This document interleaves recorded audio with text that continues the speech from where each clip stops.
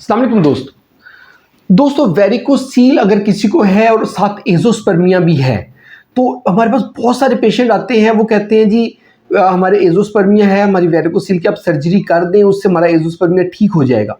और बहुत सारी बुक्स में भी ये लिखा हुआ है, लेकिन ये जो इसका इंसिडेंस है वो है होता है लेकिन बहुत कम है।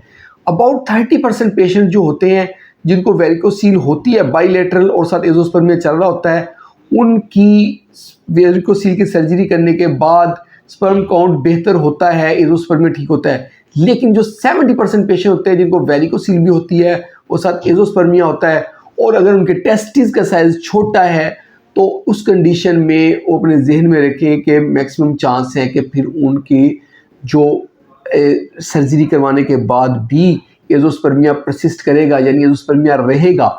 इसके ऊपर बहुत सारे दोस्त हमारे पेशेंट्स भी आते हैं, बहुत सारे लोग पूछते भी हैं, हमारे सोशल मीडिया पे भी पूछते हैं। तो मैंने इसके ऊपर इसलिए आज वीडियो बना रहा हूँ कि अगर दोनों तरफ किसी को वेरिकोसील है और उसको साथ एजोस्पर्मिया चल रहा है, यानी कि स्पर्म काउंट बिल्कुल नील है, तो उसमें सर्जरी करवाने से पहले आपने ये जहन में रखना है कि सिर्फ 30% पेशेंट्स होते हैं जिनमें ये चांस होता है कि उनके सर्जरी करने के बाद जो है ना बेहतर हो जाए। अभी जो हमारे पास है क्लिनिक में पेशेंट विजिट करते हैं, एक पेशेंट की सर्जरी की, बाइलेटरल वेरिकोसिलेक्टमी की, लास्ट मंथ उसकी हुई थी, तो उसका सीमेन काउंट पहले नील आ रहा था, अभी उसका पॉजिटिव आया है।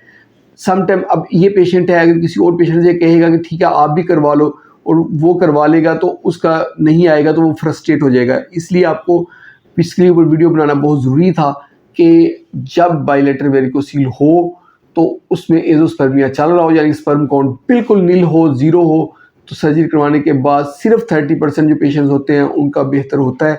70% को एजोस्पर्मिया ही रहता है लाइफ टाइम। तो इसमें फैक्टर पूछते हैं कि किन पेशेंट में इंप्रूवमेंट के चांस होते हैं, किसमें नहीं। जिसके टेस्टिस का साइज़ गुड होता है, यानी कि जैसे अखरोट है, अखरोट के साइज़ का टेस्टिस है, तो उन इस साइज़ के टेस्टिस में दोनों तरफ टेस्टिस मौजूद हैं तो बेहतर होता है। अगर टेस्टिस का साइज़ छोटा है, लाइक बादाम के साइज़ का टेस्टिस है। दोस्तों ये थी आज की हमारी वीडियो। होप आप लोगों को वीडियो पसंद आई होगी। अगर पसंद आई तो उसको लाइक कर दी और उसको शेयर करें अपने दोस्तों के साथ, और हमारे चैनल को जल्दी से सब्सक्राइब कर दें ताकि आपको इस तरह की वीडियोज़ मिलती रही। बहुत बहुत शुक्रिया।